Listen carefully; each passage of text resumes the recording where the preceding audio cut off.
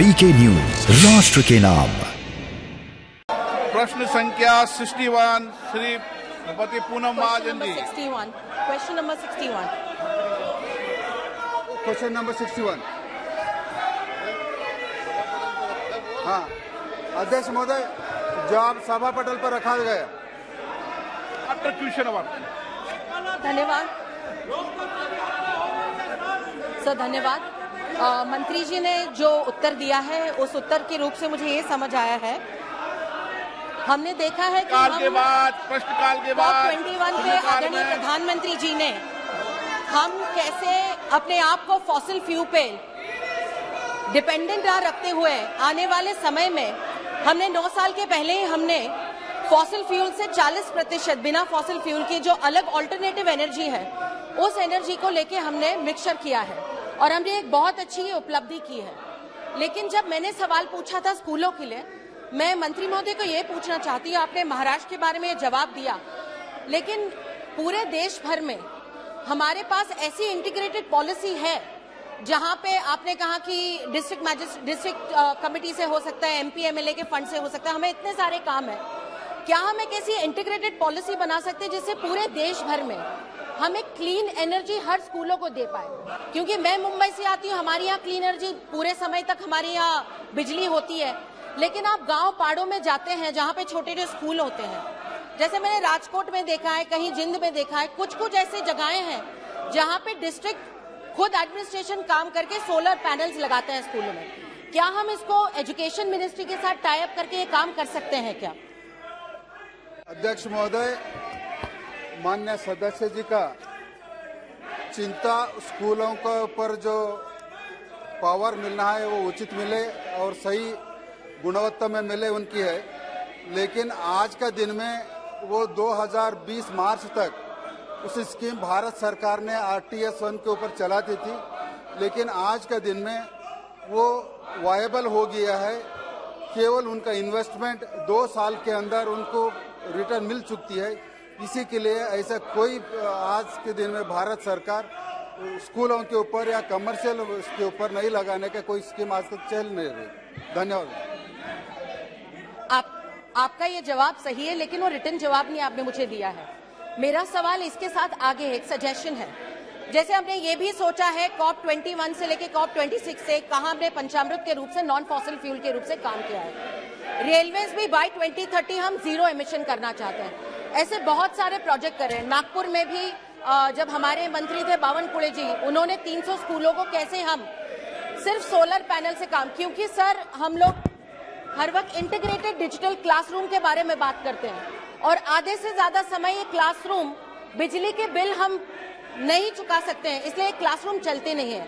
आज आने वाले समय में इंटरनेट इंटीग्रेटेड डिजिटल क्लासरूम के लिए हमें बहुत जरूरत है। हर एक प्रदेश या कोई डिस्ट्रिक्ट कमेटी काम करे बिना एक मैं सुझाव देना चाहती हूँ, एक हमारी सरकार हर किसी एजुकेशन मिनिस्ट्री और रिन्यूएबल एनर्जी मिनिस्ट्री से बात करके स्कूलों के लिए जैसे अच्छी शिक्षा, अच्छे टॉयलेट, अच्छे रूप से इंटीग्रेटेड डिजिटल क्लासरूम देना चाहते हैं, तो हम इसको सोलर पैनल से कनेक्टेड कर सकते हैं क्या इलेक्ट्रिसिटी क्लीन एनर्जी के लिए? अध्यक्ष महोदय, माननीय सदस्यों का चिंता कोई अन्य योजना लगा करके स्कूलों के ऊपर सोलर पैनल लगाने की बात कह रहे हैं।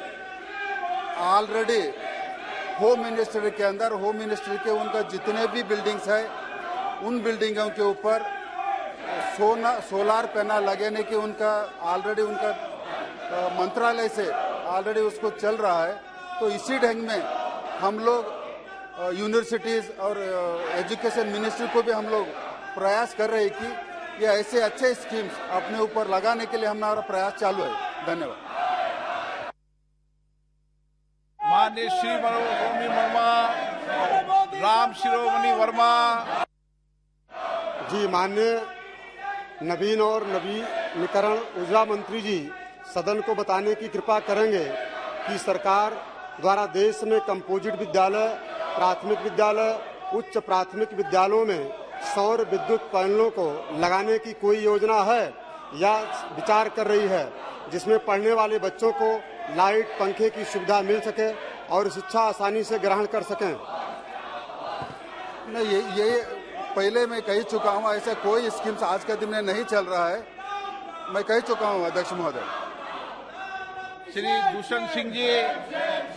धन्यवाद अध्यक्ष जी। मुझे आपने समय दिया, उसका धन्यवाद देता हूं।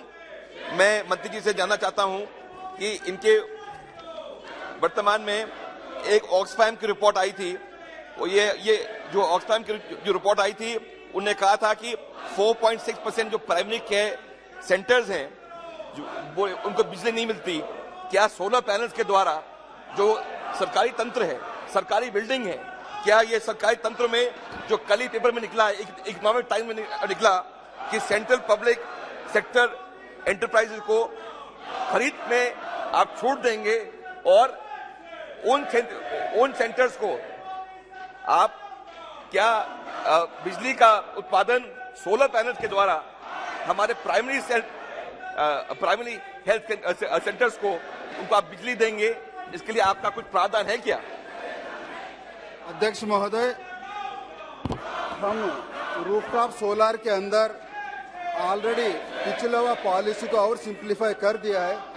इसी के माध्यम से आज पहले था एग्जिस्टिंग स्टेट लेवल पोर्टल को आज हमने हटा करके नेशनल लेवल पोर्टल और उसके ऊपर अप्लाई करने के लिए हमने दिया है। ओनली एम्पैनल्ड वेंडर्स पहले था और बढ़ावा देने के लिए आज के दिन में हम लोग सेलेक्ट एनी वेंडर हमने उसको प्रावधान किया है। डिस्कॉम अप्रूवल था पहले, अभी हम डिस्कॉल अप्रूवल के टेक्निकल फिजिबल अप्रूवल हमने किया है और vendor to participate in bidding था। इसी के और हम आसानी से करके vendor to pay only 2.5 lakh rupees guarantee and register किया है और central financial assistance to vendors CFA के माध्यम से अभी कस्टमर को डायरेक्ट दिया है। ऐसा भारत सरकार हमारा मंत्रालय डायरेक्टली किसी को देता नहीं है। हमारा पॉलिसी के अंतर्गत उनको सारे सुविधाएं हमने प्रोवाइड कर दिया है और सेंट्रल फाइनेंशियल असिस्टेंस उसको मिल सकती है। धन्यवाद।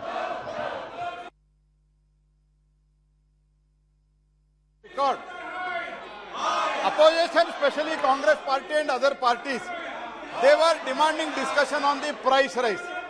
हमने कल बताया, आप नहीं सर, स्वयं आपसे चेयर से आप भी बताया, अदर हाउस में भी चेयर बताया कि हम चर्चा के लिए तैयार है।